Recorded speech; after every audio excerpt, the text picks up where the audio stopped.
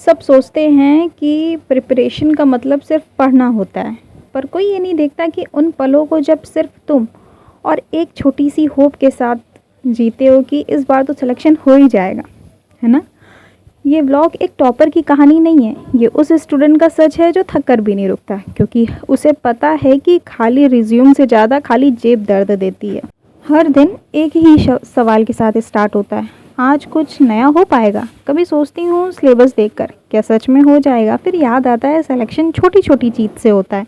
एक फॉर्मूला याद कर लो, मॉक को सही से एनालाइज कर लो और फिर खुद से कहना कि तुम काम कर रहे हो और रिजल्ट ज़रूर आएगा। Hello guys, welcome back to the channel. तो कैसे हो आप लोग? आई होप सभी की पढ़ाई बहुत अच्छी चल रही होगी। तो सुबह उठने के बाद सबसे पहले मैंने अपनी मैथ्स की क्लासेस करी, मतलब कॉन्सेप्ट क्लियर किए, क्योंकि एक दिन पहले मेरी क्लासेस अच्छे से हो नहीं पाई थी। तो मैंने सुबह उठते ही आज वो काम किया और ये कॉन्सेप्ट वगैरह क्लियर हो गए। और क्लासेस मुझे जितनी देखनी थी, मतलब टारगेट था कल का जो छूटा था और आज का, मैंने वो निपटा लिया। और फिर उसके बाद मैंने रीजनिंग के कुछ क्वेश्चंस सॉल्व करे। एक कमेंट आया था कि रीजनिंग, मैथ्स और इंग्लिश हो ही नहीं पा रही है, सिलेबस भी कंप्लीट हो गया फिर भी नहीं हो पा रही। सबसे पहले हम लोग बात करते हैं मैथ्स की। मैथ्स में क्या होता है कि तुम रिवीजन नहीं कर रहे होगे। जैसे तुमने परसेंटेज पढ़ा, अब ठीक है, तुमने सोचा कि मुझे आ गया है, प्रैक्टिस भी कर ली, लेकिन जब तुम प्रॉफिट लॉस में गए, डिस्काउंट में गए या किसी भी अदर चैप्टर में गए, तो तुम पीछे का क्या रिवीजन नहीं करते हो, भूलते चले जाते। अरे यार, इंसानी दिमाग क्या, एक बार डालोगे तो वो भूल ही जाएगा, लेकिन बार बार अगर उस चीज़ की प्रैक्टिस करोगे, जैसे कि तुमने मतलब प्रॉफिट एंड लॉस पे गए, तो तुम 10 क्वेश्चंस ऐसे डिसाइड कर लो कि हाँ, इन क्वेश्चंस को सॉल्व कर लूँगी तो मेरा पूरा चैप्टर क्लियर हो जाएगा। क्योंकि अधिकतर क्वेश्चंस जो होंगे वो तुमसे हो रहे होंगे, लेकिन कुछ ही ऐसे क्वेश्चंस होंगे जो तुमसे उस चैप्टर में हो ही नहीं रहे होंगे। तो उन क्वेश्चंस को डिसाइड करो जो तुमसे नहीं हो रहे हैं, है ना। फिर उनमें स्टार मार्क कर लो, फिर उसी क्वेश्चन को सॉल्व करो। फिर वीक में एक बार पूरे जितने भी क्वेश्चंस हैं तुमने शीट से करे हैं या तुमने नोट्स में बनाए, उसको पूरा सॉल्व करो। तो इस तरह करो तो तुम मैथ्स के कॉन्सेप्ट भूलोगे नहीं। मेरे साथ भी ऐसा ही हो रहा था और मतलब बहुत गंदा लगता है कि सारे चैप्टर जब कंप्लीट कर लो और पीछे का भूलते चले जाओ, और जब क्वेश्चन सॉल्व करने बैठो तो एक भी क्वेश्चन सॉल्व ही नहीं हो रहा है ना। बहुत ज़्यादा दिमाग ख़राब होता है। और अब बात करें रीजनिंग की, तो रीजनिंग में तो मैंने आप लोगों को बताया है कि 25-25 क्वेश्चन का एक मॉक दे दो, सेक्शनल मॉक, और उसमें चेक करो कि जिसमें तुम्हारे मार्क्स आ रहे हैं, किस में नहीं आ रहे हैं। जिसमें नहीं आ रहे हैं उसका कॉन्सेप्ट क्लियर करो। कॉन्सेप्ट क्लियर करोगे फिर उसी से रिलेटेड 25-30 क्वेश्चन लगा डालो, है ना। तो फिर तुम्हारा जो कॉन्सेप्ट होगा एकदम पक्का हो जाएगा। अब रीजनिंग के लिए तो सिर्फ एक ही चीज़ हो सकती है कि रोज़ उसका मॉक दो और समझो कि कहाँ तुम्हारा कौन सा एरिया वीक है, उस एरिया को कंप्लीट करो। क्योंकि एक तरफ मैथ, इंग्लिश और जीएस है और फिर तुम रीजनिंग भी सब चैप्टर वाइज करने लगोगे ना, तो फिर तुम्हारे पास उतना टाइम नहीं बचेगा। और टाइम नहीं है, सिर्फ 30 दिन बाकी हैं, इसलिए ऐसा कर सकते हो। मतलब जैसे जब टाइम होता है तो हम लोग कर सकते थे कि रीजनिंग का पढ़ लो और मैथ्स का पढ़ लो, इंग्लिश का पढ़ लो, लेकिन अब तो बिल्कुल ही टाइम नहीं बचा है ना। और अब बात करें इंग्लिश की मैंने आप लोगों को बताया कि आप वोकैब से जब पढ़ोगे तो स्टार्टिंग से पढ़ोगे, जहाँ से आपने स्टार्ट किया था फर्स्ट डे से। और अगर आपको नहीं लर्न हो रहा है तो मतलब जैसे फर्स्ट डे से स्टार्ट करो और मतलब पढ़ो, और फिर जो तुमने नया पढ़ा है फिर उसको पढ़ो। मतलब जब तक तुम्हें अच्छे से रिकॉल नहीं हो जाता, तुम्हारे दिमाग में बैठ नहीं जाता कि हाँ इसका मतलब ये होता है, इसका मतलब ये होता है, तुम चलते चलते बैठे बैठे उस वर्ड को नहीं बोलते हो, है ना। तो इस तरह से तुम वोकैब्स कर सकते हो, तो तुम वो पार्ट स्किप कर सकते हो अगर मतलब वो चीज़ तुम्हें अच्छे से तैयार हो गई है या याद हो गई है ना। वो पार्ट स्किप कर लो, फिर वही पढ़ो जो तुम्हें नहीं, तुम भूल रहे हो, जिसमें तुमने स्टार मार्क किया है। इस तरह से वोकैब्स की बात हो गई। ग्रामर के रूल में पहले ये है कि तुम पहले अपने चैप्टर के कॉन्सेप्ट क्लियर करो। जब तुम कॉन्सेप्ट क्लियर करोगे फिर उसके बाद उसके चैप्टर वाइज मॉक टेस्ट दो। जब तक चैप्टर वाइज मॉक टेस्ट दोगे फिर मिक्स क्वेश्चन के मॉक टेस्ट दो, तो तुम्हें समझ में आएगा कि हाँ ऐसे करना है, ऐसे करना है ना। और फिर उसके बाद कॉम्प्रिहेंशन की बात रहेगी, तो हमें अपनी रीडिंग स्किल्स सही करनी होगी कॉम्प्रिहेंशन के लिए, वरना कॉम्प्रिहेंशन हमसे अच्छे से हो नहीं पाएगा। अगर हमारी रीडिंग अच्छी नहीं होगी, अगर हमें वोकैब्स नहीं आती होगी, तो कॉम्प्रिहेंशन कहाँ से हम कर पाएंगे, है ना। और उसमें ग्रामर भी वो करती है, मैटर करती है। तो यही सारी चीज़ हम लोगों को सही करनी पड़ेगी, तभी हमारा कॉम्प्रिहेंशन अच्छा होगा। बस मेरा तो यही है कि मैं ऐसे ही करती हूँ, है ना। मैथ्स के कुछ क्वेश्चन सॉल्व करे थे, उसके बाद तो हाथ में बहुत ज़्यादा पेन होने लगा, तो बेल्ट और गरम पट्टी वगैरह लगा के बैठ गई और थोड़े क्वेश्चन ही कर पाए। फिर मैंने सोचा चलो अब रेडी हो जाते हैं और फिर उसके बाद सब कुछ करते। तो रेडी होकर छोटा वाला भाई मेरा जा रहा था स्कूल, तो उसके लिए ब्रेकफास्ट तैयार किया और हम लोगों ने भी चाय और ब्रेकफास्ट किया। और उसके बाद मैंने इडियम एंड फ्रेजेस पूरे रिवाइज़ किए। आप देखिए कि मैं रोज़ चैप्टर मतलब फर्स्ट पेज से करती हूँ, आप लोग ने देखा होगा मैं फ़र्स्ट पेज से रोज़ करती हूँ जब तक मुझे अच्छे से ना आ जाए।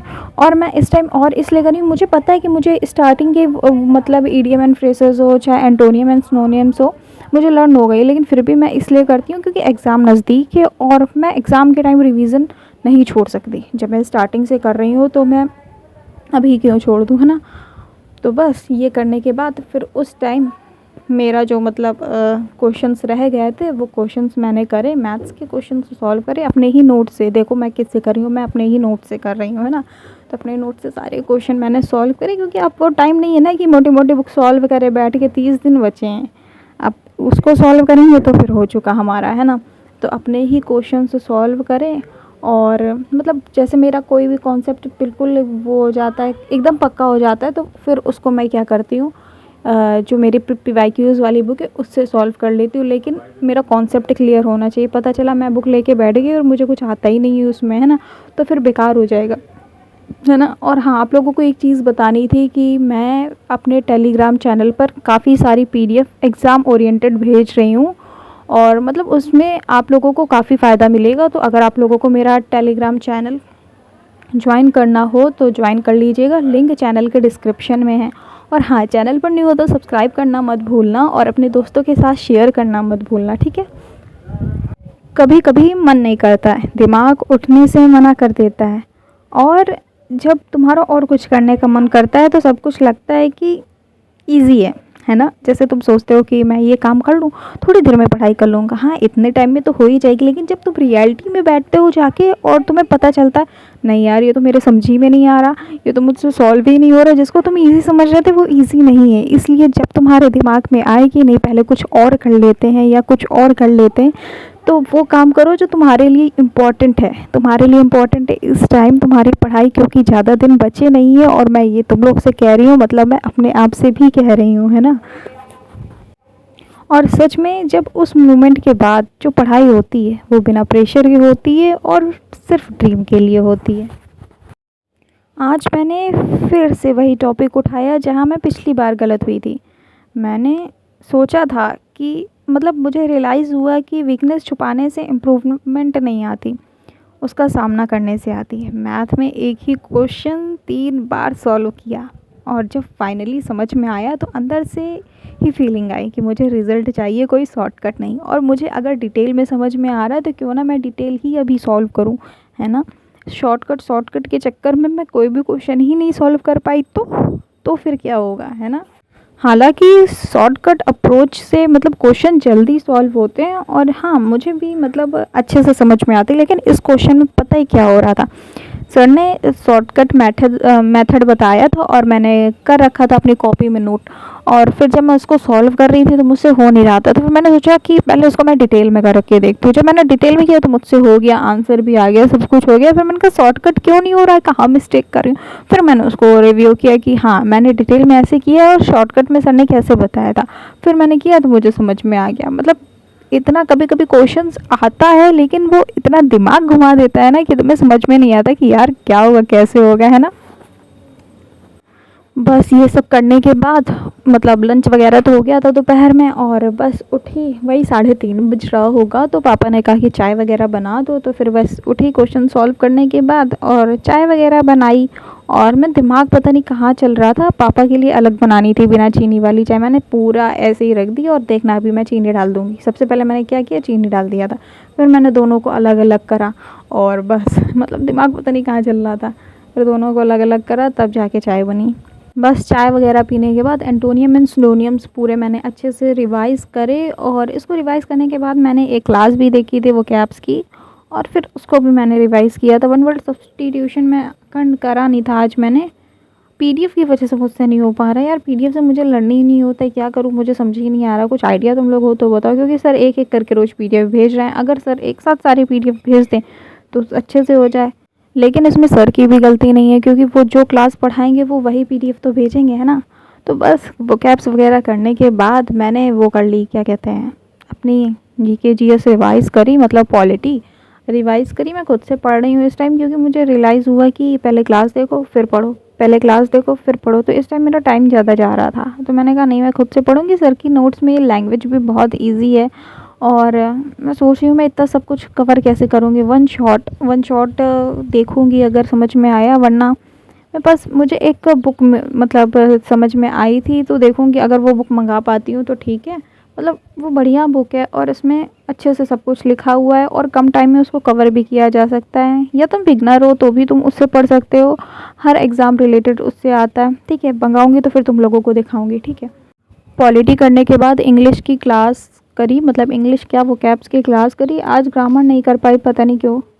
मतलब उसके क्वेश्चंस मैंने सॉल्व करे थे, लेकिन रूल्स नहीं रिवाइज़ कर पाई, क्योंकि पता नहीं क्यों नहीं। टू डू लिस्ट आज मेरी कंप्लीट नहीं हो पाई, मतलब एक ही चीज़ नहीं हो पाई उसमें। बस पॉलिटी रिवाइज़ करने के बाद मैंने मतलब वोकैब्स का रिवीज़न किया, और उसको करने के बाद मैंने जयदीप सर की मतलब एक क्लास देखी वोकैब्स की, और उसको करने के बाद मैंने फिर जो अभी पढ़ा है ना वो तुरंत रिवाइज़ कर लिया।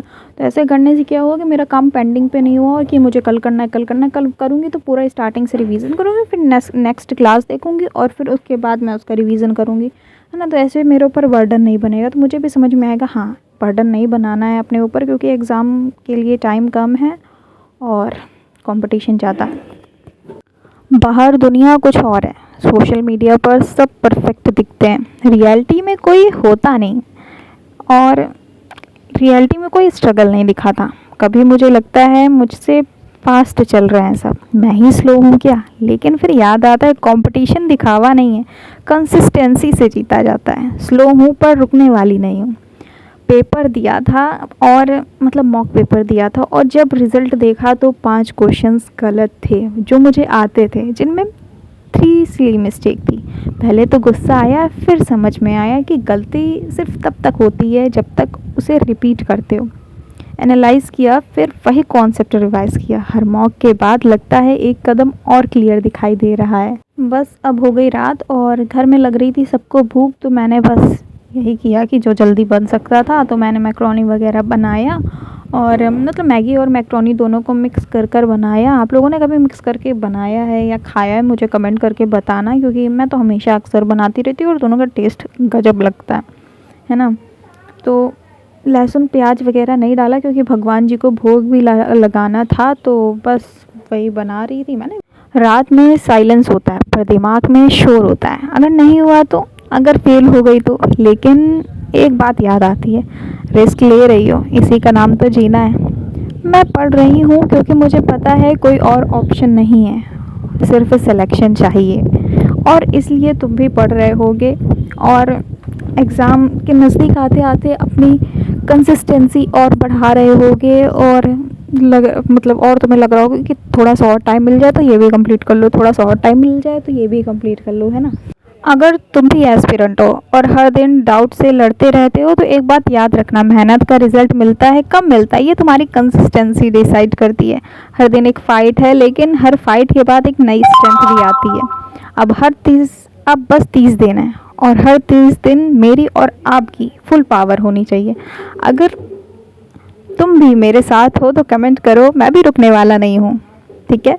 तो बस आज का ब्लॉग यहीं तक था, कैसा लगा कमेंट करके ज़रूर बताना। चैनल पर न्यू हो तो सब्सक्राइब करना मत भूलना, और अपनी पूरी जी जान लगा तो CHL, CHSL, CGL और MTS तीनों एग्ज़ाम लगे हैं लाइन से, और अभी सिलेक्शन पोस्ट होने वाला है। हालांकि मेरा MTS का भरा नहीं है फॉर्म, लेकिन देखो 2-3 दिन में कोशिश करूँगी कि मेरा फॉर्म फेल हो जाए, है ना।